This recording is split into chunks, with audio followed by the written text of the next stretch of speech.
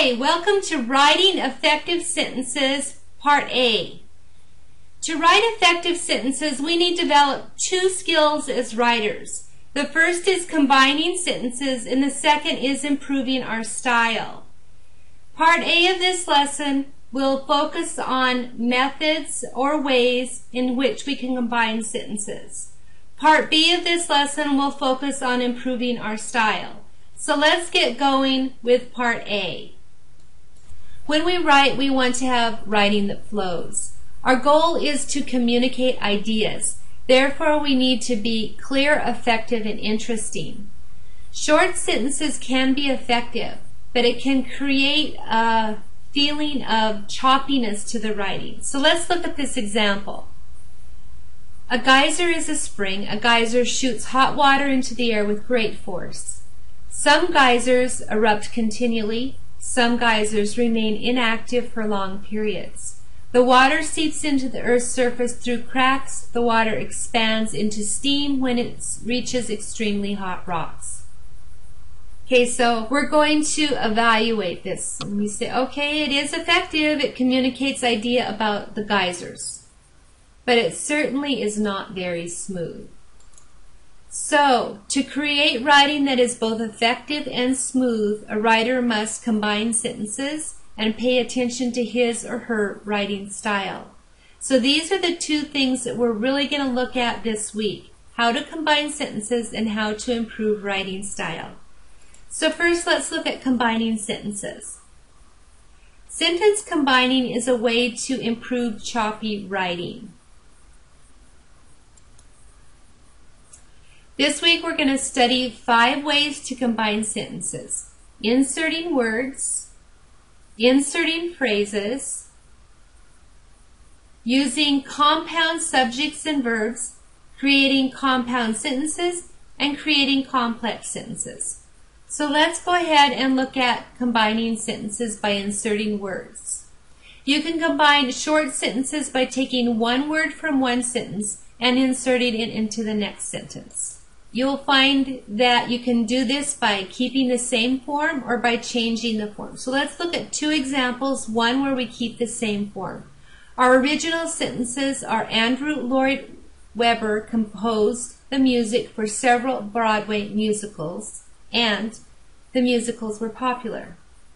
Our revised sentence: Andrew Lloyd Webber composed the music for several popular Broadway musicals. So in our second sentence where we've combined them, we're taking the word popular from one sentence and inserting it into the first so that we have a combined sentence. So instead of the 2 short, choppy sentences, we have one longer sentence that flows a little bit more. Second example, we're changing the form in this one. Lloyd Webber is best known for his melodic scores, and the scores flowed. So let's look at how this one's combined. Lloyd Webber is best known for his flowing melodic scores.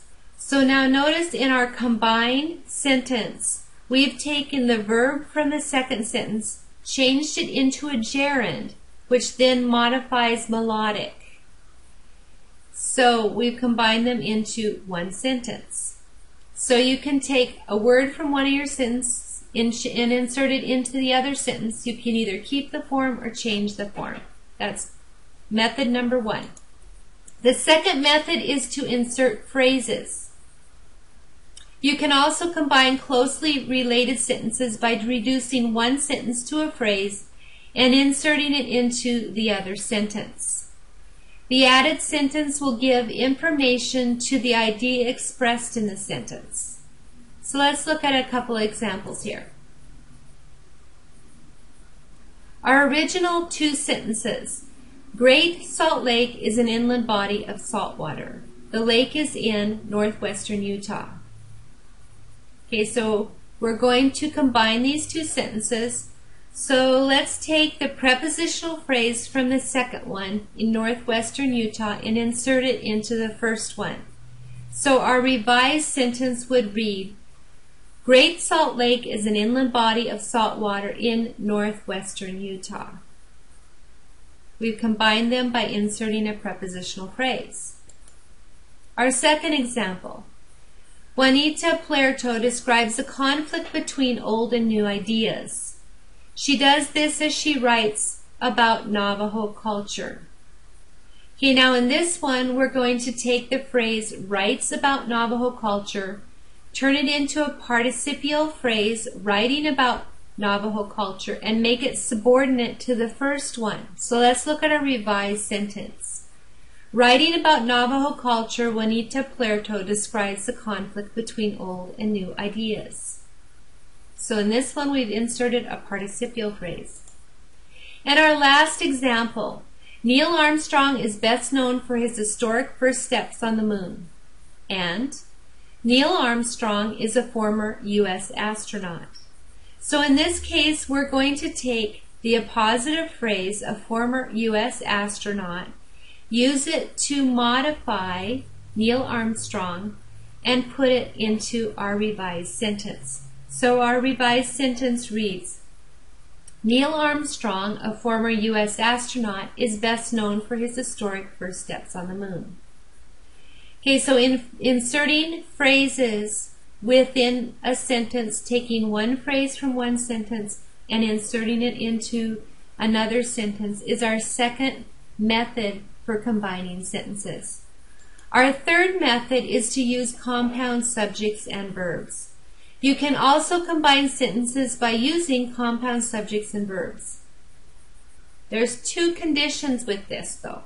Your two sentences must have the same subjects or the same verb, and you must use a coordinating conjunction, but, and, for, nor, or, so, or yet to do this. So let's look at a couple of examples.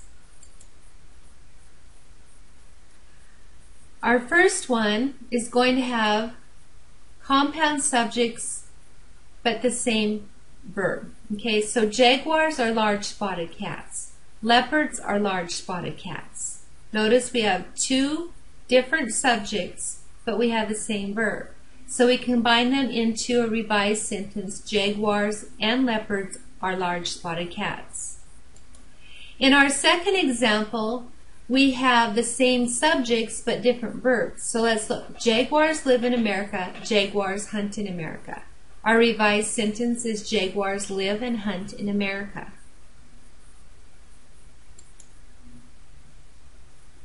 Our third example has both compound subject and a compound verb.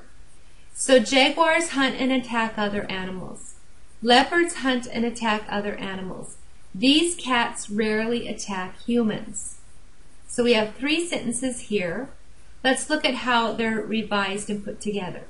Jaguars and leopards hunt and attack other animals, but rarely attack humans. So our compound subjects are put together with a conjunction and. Our compound verbs are put together with a conjunction and then we have a subordinating clause put on there with a coordinating conjunction but.